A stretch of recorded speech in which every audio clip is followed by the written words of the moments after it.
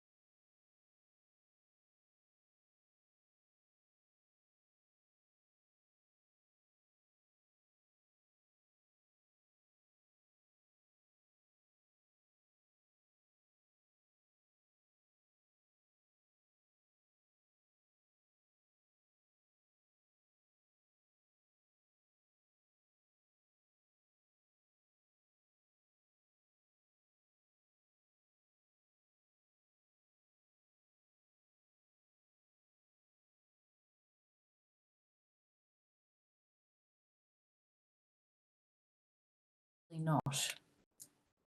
Oh, are you able to hear me, Mr. Zhang?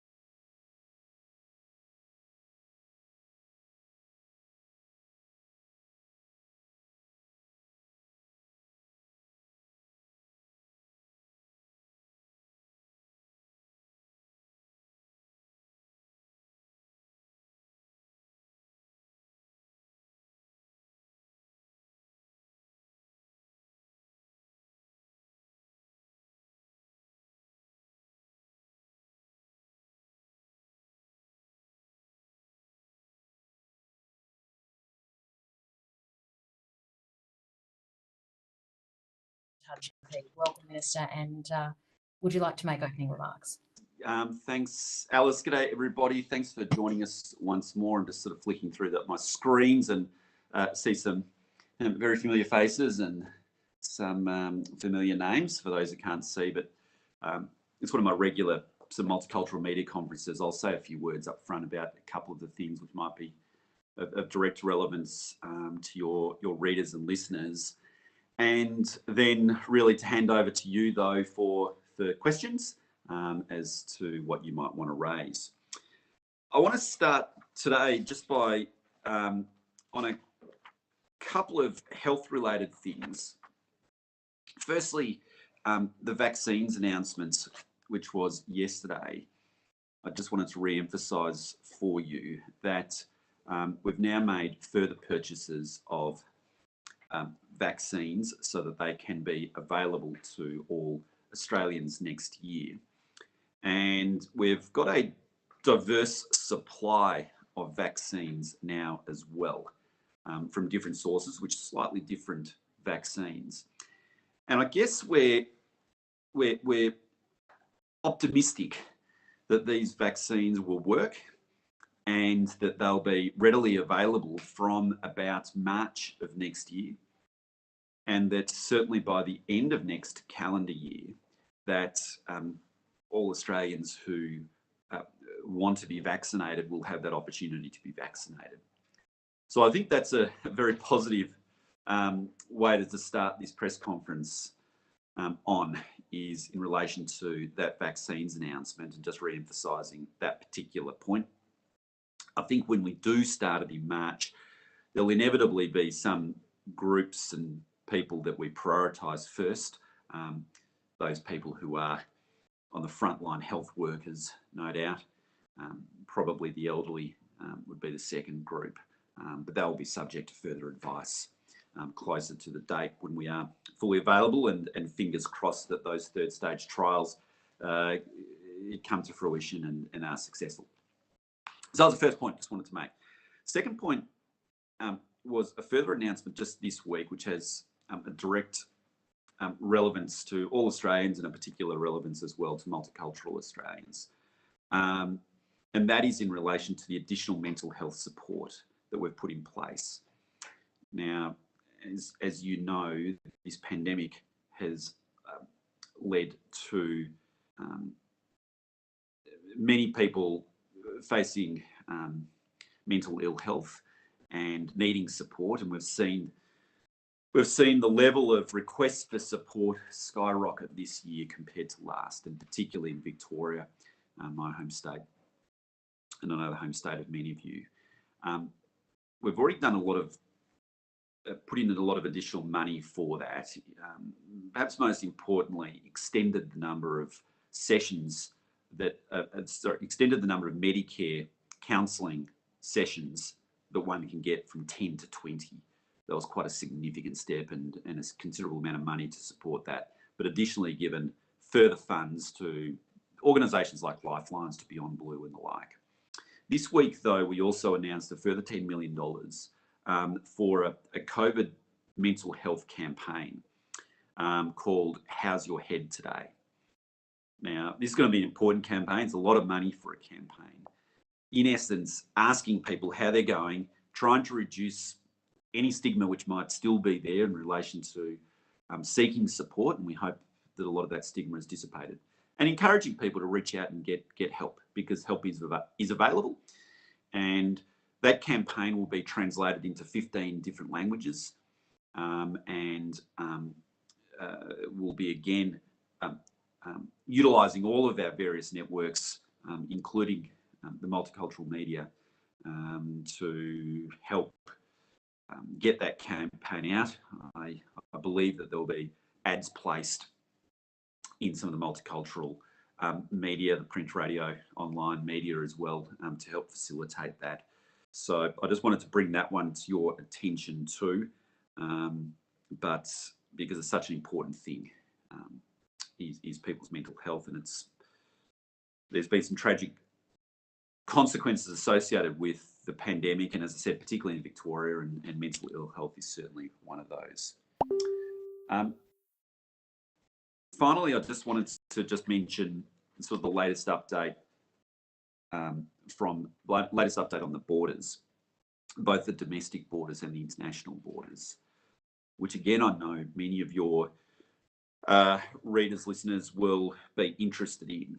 I think you're aware, no doubt, of all of the internal borders, which are slowly coming down. Even in Victoria, this Sunday night will be the end of the 25-kilometre rule, the end of the ring of steel, if you like, around the city. From the 23rd of November, New South Wales is opening up to Victoria, and Western Australia from November the 14th will allow all travellers in, assuming that they maintain their low COVID rate, which they're on presently. So we're going to be very close by the end of this month to having completely open borders again. Queensland's probably the someone's got a phone call there. Queensland's probably the last significant state that hasn't made decisions yet, and we're hoping that they will be able to make decisions soon. But all this means is that leading into the Christmas period, it's looking likely that we'll be able to at least travel internally in Australia, anywhere in Australia, to be able to see our loved ones over Christmas or to holiday at the destinations that we choose. On the international borders, we're continuing that work of, if you like, trying to get our borders slowly but safely reopened. And we're doing this in a number of ways. We've firstly started to bring in some skilled, temporary skilled migrants again, but on a priority listing. We've started the bubble arrangements now with New Zealand, whereby you don't have to quarantine. It's a very significant step. And we're working on those bubble arrangements with some of the Pacific nations, with Japan, Singapore, South Korea, those countries that have also had very low infection rates. And if those open up, it means, again, we'll be able to bring people in to Australia without the quarantining. Because the quarantining, as you'd appreciate, almost becomes the bottleneck, if you like, or the speed limit of how many people we can bring into the country. And they're governed by the states and territories.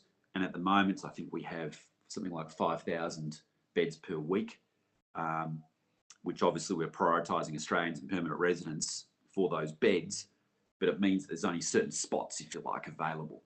If you don't have to quarantine, we can just have the planes coming in. Now, so we're still working on that.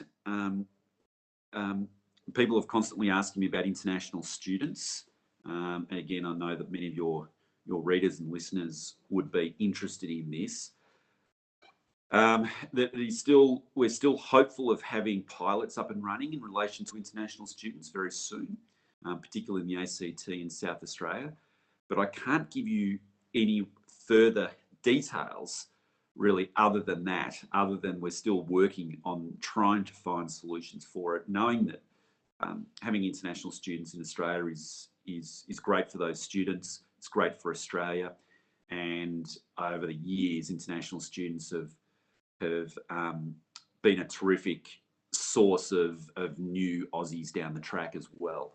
So we do want to get that international student market back up and running again, but we're just going to do this carefully and steadily. When you think about the numbers here, you know, in a normal year, we would have about 185,000 international students come into the country at the start of the calendar year.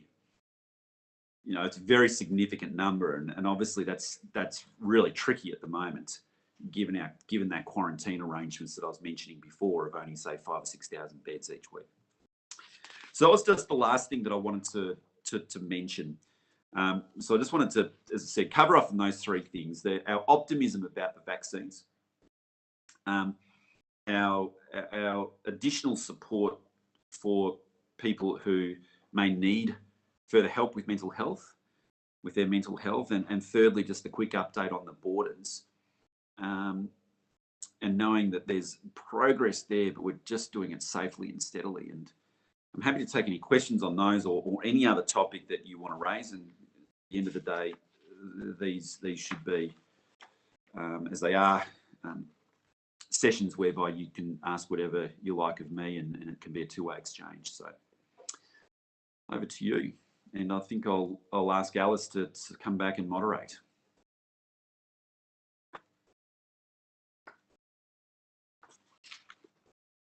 If you're there, Alice, I can't hear you.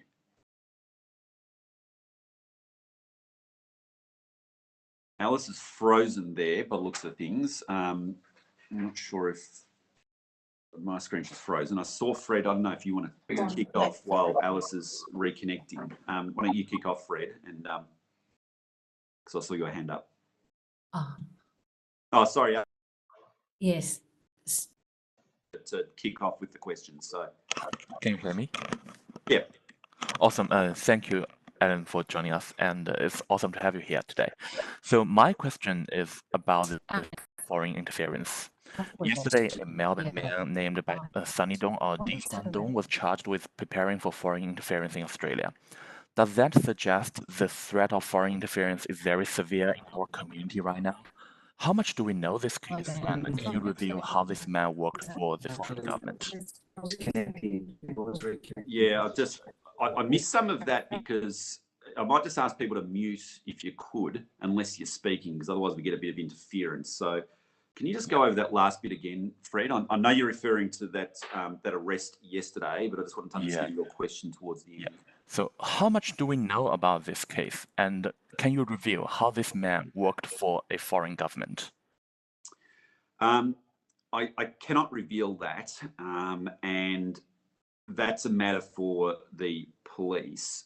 So the Australian Federal Police obviously are in charge of ensuring the enforcement of the Australian laws.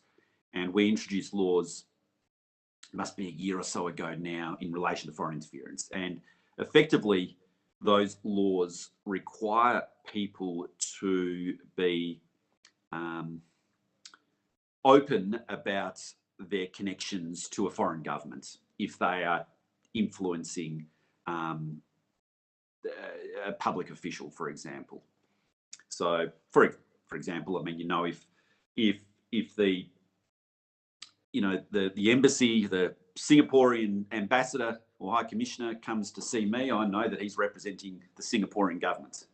So it's not a surprise, and he'll lobby in the interests of the Singaporean government. Those foreign interference laws are about that transparency. The matters are now before the courts. He's been charged, and it's a serious offence. It's the first of its kind in Australia, and the matter will go through the court system, Fred. And we have a presumption in Australia of innocence till proven guilty, and also a convention that you don't comment on cases when they're before the courts. Thank you, Minister. I'll just say, let me just say one further thing, Alice, and I would refer back. I made some comments, you might recall, Fred, to the National Press Club a couple of months ago now, which did mention foreign interference, that we are now having levels of foreign interference in Australia which haven't been seen since World War II. And it's not from any one individual country, it's many sources. And we are taking it very seriously. We've put more resources towards it, and indeed introduce new laws such as this one, which is being actioned upon yesterday. Thanks, Fred. Thank you, Minister. The next question comes from Masiki Asharia from SBS. Hello, Minister. Thank you for joining us today. My question to you is regarding the plan that Prime Minister shared a few weeks ago. The Prime Minister said that he will get all Australians home to us. What is the plan for the next 6 weeks to get almost more than 20,000 people home? Yeah, so that is certainly the plan in terms of being able to prioritise those Australians, have flights there for the Australians that want to, that have indicated as at a particular point in time that they wanted to get home by Christmas, and we're working towards that. So In essence, it's coordinating the flights, it's coordinating the quarantine systems, working with the airlines, working with the states and territories to map out when people can come in to the locations which they want to come into. So it's as, you know, in some respects, it's as straightforward as that. But we are confident, we've made that commitment, that people will be able to join their families over Christmas. But will there be special flights, more special flights being arranged, like the ones we saw from UK? My understanding is that there's coordination with the airlines. I've been doing this myself. It's Michael McCormack, Deputy Prime Minister, who looks after that. But my understanding is he's been working closely with the airlines to be able to ensure that there are sufficient airlines in place. So I've just been informed there's 34,000 Aussies who are registered with DFAT at the moment. Who are registered at the moment, 34,000. This year, DFAT's already helped over 30,000, even in the last few months. So those mechanisms are there. We're confident that those people will be able to get home by Christmas. Thank you, Minister. The next question comes from Ashok Kumar from IS Times.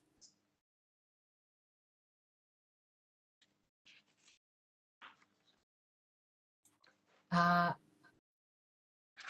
you unmute Mr. Kumar, please? Please go ahead, Mr. Kumar. Unfortunately, we're having difficulty hearing you, sir. We will try to come back to you.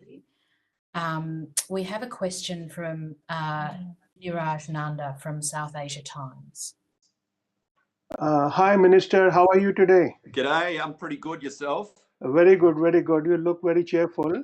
I have a very simple question because a lot of the countries in Europe and even in India, the virus seems to be surging and becoming a dangerous thing. So how to deal with that, and so many people overseas, Australians. So how does the government plan to balance that? Because people would not be happy, and if you call anyone, as one child had positive yesterday. Okay. Yeah. In that context, I'm asking you now. Yeah, and this is the really tough challenge, Niraj, in terms of opening our borders again. We obviously can only do it if we do it very carefully and very safely. Closing our borders was probably the single most important thing that Australia did to get control of the coronavirus in the first instance. And we're fortunate that we've got good borders. In some respects, we're blessed that we're an island nation in that regard. So we're doing it very steadily, and we are obviously concerned about what we see in some other countries, whereby the virus seems to be taking off rather than slowing down. I guess this comes back to my first point as well about the vaccine. Now, these are all global vaccines that are being developed, and we're securing supplies so that as soon as they're through their trial phase, we will have those supplies ready to go. But obviously, we would like those vaccines to be available globally as well. Our ambition is by the middle of next year, certainly, that we will have a more sophisticated digital visa system, including your incoming passenger card system. You know, at the moment, you fill in a hard copy incoming passenger card when you're on the plane before you land in Australia. We're digitising that. Now, that's just making it more efficient, but by digitising it, we get more integrity. We understand exactly who the individual is. Plus, we'll have a system in place whereby if someone has been vaccinated, they will be able to effectively digitally staple that vaccination to their incoming passenger card, so that we will know when they arrive that they've been vaccinated and therefore may not need to quarantine. Now, that could be a real breakthrough as well, so that even if there isn't mass vaccinations across somewhere like India, which may take some time, those who have had a vaccination will be able to travel into Australia potentially. Now, obviously, there's a few preconditions for that. Obviously, the vaccine has to work and there has to be valid, legitimate vaccination certificates, which we can authenticate. But that's our ambition as well, Niraj. So we've got a few irons in the fire, as you can see, as we're working through this, because it goes back to this point that Australians love to travel, to leave the country and come back, but B, and more importantly, we're a land of immigrants, and immigration's been so critically important to our economic, our social and cultural success, and we do want to be an immigration country again, but we have to get there carefully. Thank you, Minister. The next question comes from Ravi Ragapathy from Tamil Marasa, Australia.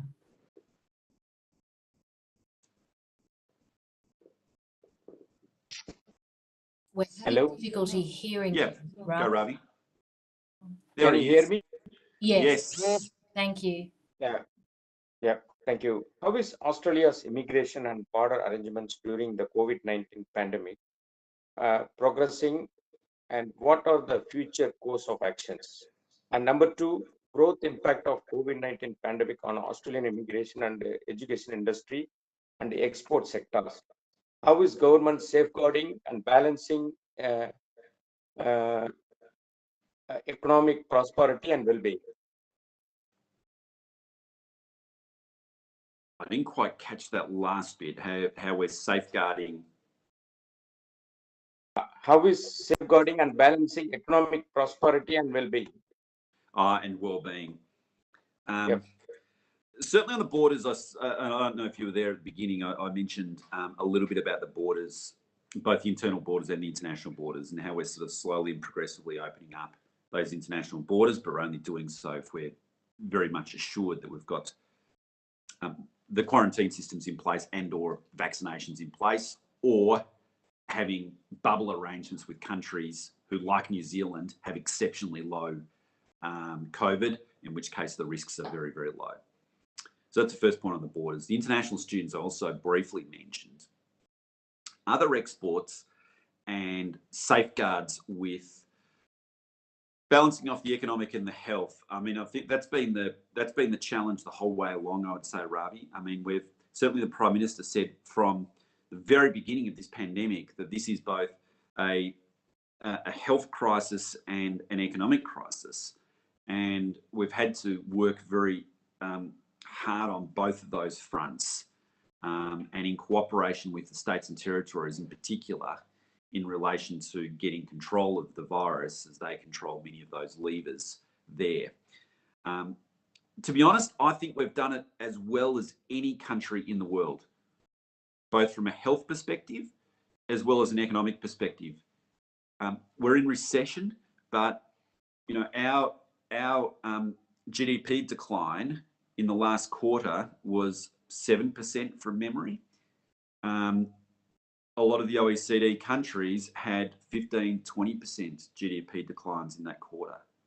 So we've largely held up. Our unemployment rate has not collapsed. Clearly, many people have lost jobs, but a lot of those have already come back, and we're working very hard to get those jobs back. Consumer confidence is back to the levels it was prior to the pandemic, which is a really positive sign. So economically, there's still a lot of hurt out there, absolutely, and particularly those who have lost their jobs. But when we compare ourselves, I think, to most countries in the world, we're doing, I think, as well, if not better than most others, but still got a long way to go.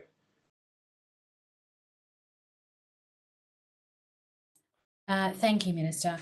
The next question comes from Umesh Chandra. Mr. Chandra. Good morning, Minister. Once again, thank you very much for this opportunity and for speaking with all of us here in the multicultural arena. The first news you said about the vaccine, which is a very, very good news. Now, my question is more around the temporary skilled migrants and the students. So maybe first on the temporary skilled migrants, do you know what categories and what would be the requirements? So The temporary skilled migrants, there are 17 occupations which we presently have on the priority occupations list. So typically there's a list of, say, 200 occupations nationally and several hundred more for the regions. Based on advice from the National, what's it called? The National Skills Commission, I think it's called. We've got just a priority list at the moment of 17, but that will be under constant review. Many of those 17, and we can get you this information, Umesh, are health related, although some of them are also, to be honest, some of them are directly related to the mining sector as well, which has still obviously been going gangbusters in far north Queensland. So if you need us to follow up on that, Umesh, we can get you that particular list. Migration program, normally there's a planning which is around March. So, are we still on track with that March planning, or would that be delayed under the current circumstances? There's two things that we do in relation to migration. One is we set caps for the permanent residency programs, which we've done again in the budget, and we do it at every year in the budget. Now, this year, of course, we didn't have our budget until October. And so those caps were again outlined in the October budget. And again, we can get that information for you, Umesh, if you need it. Then the second thing we do as a government as a whole is forecast what the net overseas migration is likely to be for this year, next year, and over the next 4 years. And net overseas migration is a combination of both permanent residents plus long-term temporary residents. So anybody who's basically here for a year or more gets counted in that. That's almost the most important measure from a population perspective, is the net overseas migration figure. And the interesting thing there, and sort of in some respects it's quite a confronting thing, is that for the first time in 75 years, we're actually expecting net overseas migration to be negative this financial year and negative next financial year, i.e. more people will be leaving Australia than coming into it, which has, that has very significant economic consequences. Now, then we forecast it largely to come back by year 4. But it means in these next couple of years, we're still forecasting for very, very few people to actually be coming into the country. So that's one of the big challenges you mentioned. I think people can understand that now. The only silver lining to this, I think, is that it enables some of our big capital cities to have a bit of a breather and allow the infrastructure to catch up. And some of our big capital cities have been really feeling the very rapid population growth in previous years. That's the one silver lining. But, we do want to get that, migration coming back again, and we're working towards that. Thank you, Minister. And I think we have time for one final question, which comes from Ram Mohan from Indian News. Thank you. Thank you. Can you able to hear me, Minister? Yes, we can. Thank you. All right. Thank you for inviting and engaging with us, the multicultural media. My question to the Minister, with the department supports the diversity in the media, I know this type of things are really encouraging for us.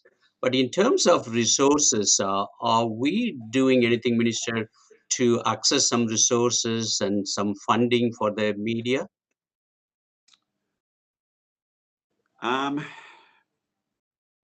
That is a good question. I don't know. I think there was, from memory, there was a media package.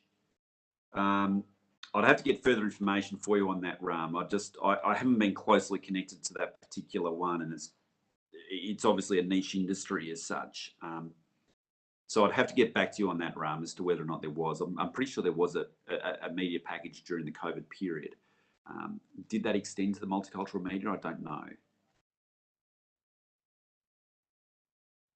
But I can come back to you on that. I'll ask Jordan to follow up if that's okay. Thank you, Minister. And I think now there's an opportunity for any final closing remarks you'd like to make. Excuse me, not really any further closing remarks other than just to say thank you again for all the work which you do in the multicultural media, and many of you do it as volunteers in terms of informing your community. So thank you for the work that you do. I see, people like Umesh who have about half a dozen hats, and just one further hat is his radio work that he does. But equally, many of you do. You're community leaders in your own rights, and so I thank you for that leadership role that you've been playing as community leaders as well during this pandemic period. We've really heavily relied upon the community leaders to assist the government's efforts to get control of COVID and ensure that people are informed about the opportunities that are available for them. And I just wanted to express my thanks once again for your role, both as community leaders as well as the multicultural media, for helping to facilitate that. And we'll do this again. I haven't got a regular pattern locked in as such, but if any of you think that it would be worthwhile having a further press conference because you haven't heard from me for a few weeks, then certainly just reach out and suggest that to me, because we can very quickly put something together, and through this format is obviously convenient, I think, for people to be able to get together. So Thank very you good. very much, Minister. Thank you, ladies and gentlemen. We'll see you.